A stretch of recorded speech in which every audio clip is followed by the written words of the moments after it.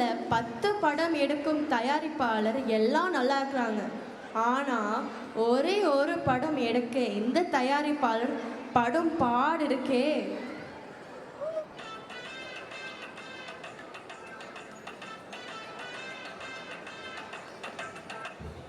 ஆண்டவா, இந்த தடவை எடுக்கிற படமா எந்த குரூப்பும் பங்கம் போடாமல் நல்லபடியாக ரிலீஸ் ஆகும். அதுக்கெல்லாம் வாய்ப்பே இல்லை.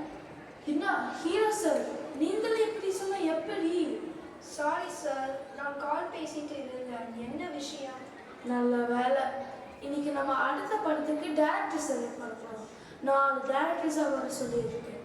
உங்களுக்கு டைம் இருக்கா கதை கேட்க? நான் ரொம்ப பிஸி, இருந்தாலும் பரவாயில்ல, கேட்கலாம். சார், டேரக்டர் தங்கல் வந்திருக்காரு, அவர் வர சொல்லவா? ஓ, அவரா? ஒரு பெரிய பட்ஜெட் படம் எடுக்கலாம்னு சொன்னார், வர சொல்லு.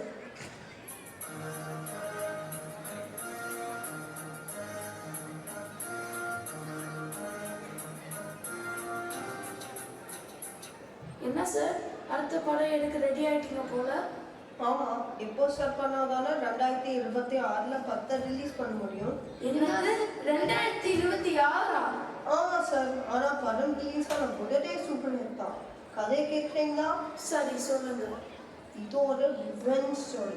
ஹீரோ கஷ்டப்பட்டு உள்ளாச்சு ஒரு பெட்டி கடை வைக்கலாம்னு காசு சேர்க்குறாரு. ஆனால் கூட இருந்த ஃப்ரெண்டே அதை திருட்டிக்கிட்டு ஓடிடுறான். என்ன சார், பிக் பட்ஜெட் படம்னு சொல்லிட்டு பெட்டி கடைன்னு சொல்லிட்டீங்க. இனிமே தான் கதையே. அவன் பணத்தை திருட்டிக்கிட்டு ஓடினாதான் அமெரிக்கா இருக்கு. அங்கே போய் ஒரு பெரிய இந்தியன் ஸ்டோர் தொடங்கி அவன் பெரிய பணக்காரன் ஆகிடுறான். நம்ம ஹீரோவோட பணத்தை வச்சு. கரெக்டா? கரெக்ட். அதனால ஹீரோ அவனை பழி வாங்க அவரும் அமெரிக்கா போறாங்க. கூட ஹீரோயினும் போறாங்கல்ல? அட, ஹீரோயின் ஆல்ரெடி அமெரிக்கா உள்ளதான் இருக்காங்க. ஹீரோ வந்து உடனே ஹெல்ப் பண்ண மாதிரிதாமா. Super super. ஹீரோ அவங்க போய் அவரோட ஃப்ரெண்டுக்கு போட்டி பிஸ்னஸ் செஞ்சு சிஇஓ ஆகி கடைசியில் அமெரிக்கன் பிரசிடெண்ட்டாகவே ஆயிடுறாங்க. பகலில் பிரசிடெண்ட்டாக இருக்கிற நைட்டில் அந்த ஃப்ரெண்டை பழி வாங்க முகமூடி மனிதனாக போய் அவனை டார்ச்சர் பண்ணுறாங்க. டார்ச்சர் தாங்காமல் அவனே வந்து ஹீரோ கிட்ட மன்னிப்பு கேட்டு அவரோட பணத்தை திருப்பி கொடுக்குறான். ஹீரோவும் ஊருக்கு திரும்பி வந்து அந்த பெட்டி கதையை போடுறாங்க. எப்படி கதை? சரி, எனக்கு நேரமாச்சு. சீக்கிரம் சொன்னீங்கன்னா டைட்டில் டீசர் ரிலீஸ் பண்ணிக்கலாம். சொல்லுங்க. அந்த ரிவெஞ்ச் ஸ்டோரி நல்லா இருக்கு சார். வில்லேஜ் சீன்ஸ்க்கு டான்ஸ் ஜாக்கெட்டும் ஜாகஸும் போட்டுக்கிட்டு நைக்கி ஷூஸ் போட்டுட்டு வந்து எப்படி இருக்கும்? செம்மையா இருக்கும். இன்னும் ஒரு கதையை கேட்போம். அடுத்து யாரு? சார், டைரக்டர் சிவதாஸ் வந்திருக்காரு. ஆனால் வந்ததுலேருந்து ரொம்ப சீரியஸாகவே இருக்காரு. ஆனால் என்ன கேட்டாலும் ஒரு வார்த்தை பதில் தான் சொல்கிறாரு. அவர் பேசணும்னா என்ன? அவர் கதை பேசினா போதும், வர சொல்லு.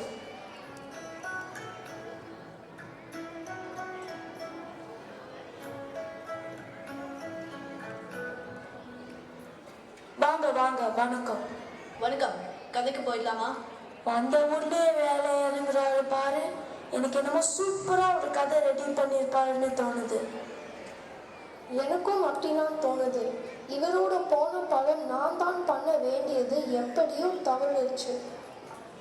அப்புறம் என்னாச்சு? அந்த படம் ஹிட் ஆயிடுச்சு. நீங்கள் கதையை சொல்லுங்க சார். என்னோட படம் ஒரு மெசேஜ் சொல்ல போகுது. இந்த காலத்து பசங்க எல்லாரும் தன்னோட கடமையை மறந்து எதனால திசை திரும்பி இருக்காங்கன்னு தெரியுமா? தெரியல சார், நீங்களே சொல்லிடுங்க. யூடியூப் அதுதான் இவங்கள ஆட்டி படிச்சுட்டு இருக்கு. அதை தடுக்க தான் என் கதையோட ஹீரோ போராட போறான். அதுக்காக அவன் யூடியூப் சேனல்ஸில் எடுத்து மரியம் உண்ணாவிரம் எப்படியாவது செய்கிறானா? அப்படிதான் எல்லாரும் நினைப்பாங்க. ஆனா அங்கதான் ஒரு ட்விஸ்ட். இந்த யூடியூபோட தீமை என்னன்னு சொல்ல அவனே ஒரு யூடியூப் சேனல் ஆரம்பிச்சு மக்களுக்கு எடுத்து சொன்னான். இது புதுசா இருக்கே. ஆனா அவன் அந்த சேனல் நடத்த விடாம மற்ற சேனல்காரங்க எல்லாம் எவ்வளவோ தொல்லை கொடுக்குறாங்க. ஹேட் காமெண்ட்ஸ் போடுறாங்க, ஃபேக் அக்கௌண்ட் கிரியேட் பண்ணி நிறைய அன்லைக் போடுறாங்க, சேனலை ரிப்போர்ட் பண்றாங்க. ஆனா அது எல்லாம் எதிர்க்க ஹீரோ ஒரு பெரிய முடிவு எடுக்கிறார். பாட்ஸ் வச்சு சேனல் ப்ரமோட் பண்றாரா? இல்ல அவர் சேனலை மூடிட்டு மெகா சீரியல் இருக்கிறாரு. அந்த அந்த சேனலோட டிஆர்பி எங்கேயோ போனதும் அதே யூடியூப் சேனல்ஸ் அதை கூப்பிட்டு இன்டர்வியூ எடுக்கிறாங்க. அது சரி, நம்ம மெசேஜ் எங்கே போச்சு? இருக்கு எங்கேயும் போகல. ஒவ்வொரு யூடியூப் இன்டர்வியூலையும் போய் அவர் யூடியூப் பார்த்து கெட்டு போகாதீங்க யங்ஸ்டர்ஸ்க்கு ரிக்வஸ்ட் பண்ணுறாரு. இதெல்லாம் நம்புற மாதிரியா சார் இருக்கு? ஓ, அப்போ இது விட பெட்டர் கதை இருந்தால் நீங்களே எடுத்துக்கோங்க. நான் கிளம்புறேன். சார் உங்க அடுத்த படத்துல நான் நடிக்க ரெடி சார். ஐயோ, அந்த கதை ஓகே பண்ணி இருக்கலாம் போலே, இப்படி கோச்சிக்கிட்டு போயிட்டாரு. கதை சொன்னாலும் பஞ்ச் டைலாக் ஹிட் சாங்னு ஏதாவது பண்ணி மனசை ஹிட் ஆக்கியிருப்பாரு. இப்போ அதுவும் போச்சு, என்ன பண்றது? டென்ஷன் ஆகாதுங்க சார். அடுத்த வர டேரக்டர் வந்து pan India movie director. World wide all film collection எல்லாம் போகுது பாருங்க. அதோட இந்த எல்லா படத்துலையும் நடிக்கிற அந்த ஹீரோவும் வந்துட்டாரு.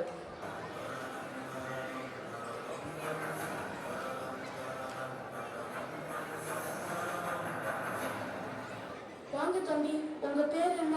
மாமன்னன் மூப்பரந்தேரன் சார். என்னது? இப்போ உங்களை எப்படி கூப்பிடுறது? எப்படி வேணாலும் கூப்பிடுங்க சார், ஆனால் கூப்பிட்டு ஒரு சான்ஸ் கொடுங்க சார். சரி தம்பி. சார் தான் நம்ம ஹீரோ ஒரு நல்ல தமிழ் படத்துல நடிக்க ஆசைப்படுறாரு. அவர் குஷி பண்ண மாதிரி சொல்லுங்க. தமிழ் மட்டும் இல்லை, ஹிந்தி தெலுங்கு சார் நேஷனல் ஹீரோவாக போட போகிறாங்க. இப்போவே அது மாதிரி தான். போதும் கதையை கேட்போமா? சார், ஃபர்ஸ்ட் ஷாட் ஒரு குழந்தை கத்துது, யாருமே இல்லை. ஒரு கை அந்த குழந்தையை தூக்கிட்டு வாட்டர் ஃபால்ஸ்லேருந்து காப்பாற்றுது. அப்படியே கேமரா திருப்பினா ஒரு ஆள் யானை மேலே ஏறி வேகமாக போகிறான். எங்கே போகிறான்? அது பாட்டோட சொல்ல போகிறோம். இந்த பாட்டிலே சொல்லக்கூடாதா? பேன் இந்தியா மூவினா அட்லீஸ்ட் 2 பாட்டு இருக்கணும். அது சரி. ஆனால் இதில் என்னோட ரோல் என்னன்னா? அந்த குழந்தையே நீங்க தான் சார். ஓ சரி. ஓஹோ, என்னோட ஏஜுக்கு எத்தனை மாதிரி எம்செட் ஆயிடுதான். மீசை மத்தி எடுத்தேன்னா கரெக்டாக இருப்பேன். சார், இது 10,000 யானை, 20,000 குதிரை, 30,000 பெரும்போது சிந்து வாசிங் எல்லாம் வச்சிருக்கோம் சார். போதும் லிஸ்ட் ரொம்ப பெருசா போயிட்டு இருக்கு. இதுக்கு பட்ஜெட் எவ்வளவு ஆகும்? எவ்வளோ வேணா என்ன சார், இது ஒரு ஃபேமிலி மூவி சார், எங்கேயோ போயிடலாம். சார், எல்லாம் கிராஃபிக்ஸும் பண்ணுவோம் சார். அதுதான் இப்போ ட்ரெண்டு.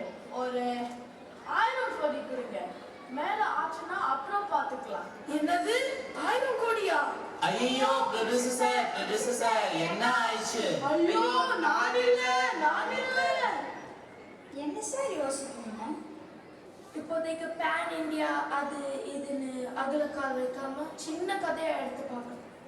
சக்சஸ் ஆனா அப்புறம் பார்க்கலாம். அதுதான் எனக்கும் சரியா தோணுது. சரி, அப்போ டிரெக்டர் பாசனும் இசையமைப்பாளர் படம் வெளியே வந்திருக்காங்க. அவங்கள கூப்பிடுறேன்.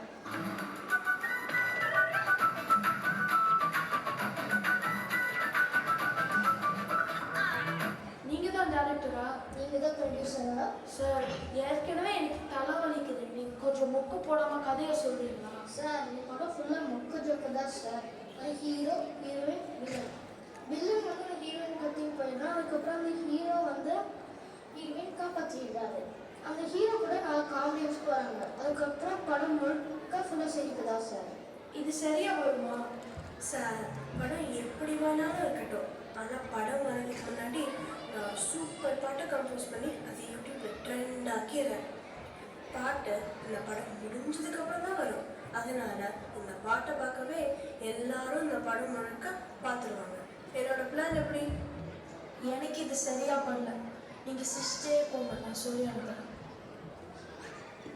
ஒரு நல்ல கதை கிடைக்க மாட்டேங்குதே. இந்த வருஷம் நான் படம் எடுக்கலன்னா வெற்றி தயாரிப்பாளர் என்ற நிலையில தம்ப்நெயில் போட்டு ஏதாவது வீடியோ போட்டுருவாங்களே. இந்த படத்துக்கும் நான் ஒரு 4 படத்து வேற ரிஜெக்ட் பண்ணிட்டேன். டேய், நீ யாருன்னு எனக்கு தெரியும், நான் யாருன்னு உனக்கு தெரியும், நம்ம 2 பேர் யாருன்னு ஊருக்கே தெரியும். என்கிட்டயே வா. சரி, இப்போ என்ன? நீங்கள் ஏன் கேட்குறதாவே நான் ஒரு சூப்பர் கதையை சொல்லியிருப்பேன்.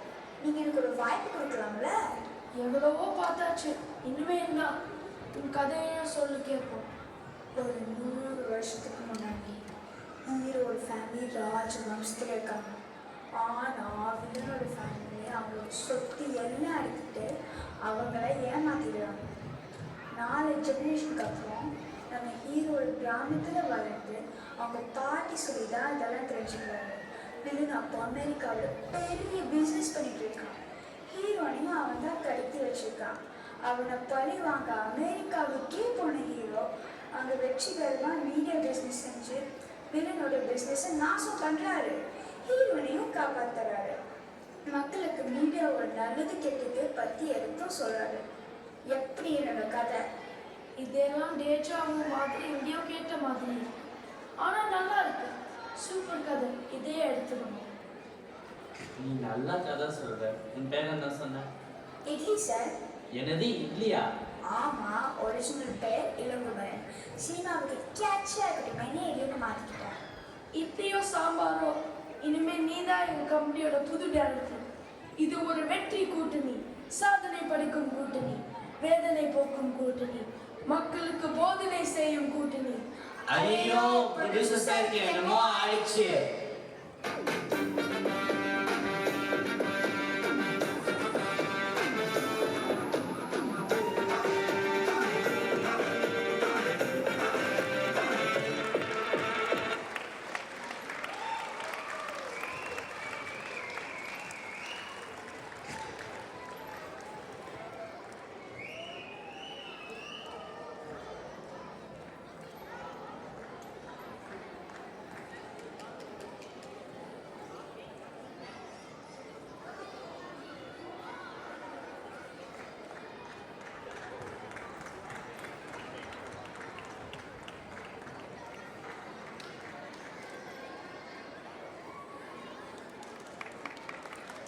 பாவம் தான் இந்த தயாரிப்பாளர். உங்கள் யார்கிட்டையாவது ஒரு நல்ல கதை இருந்தால் அவர்கிட்ட சொல்லுங்கள்.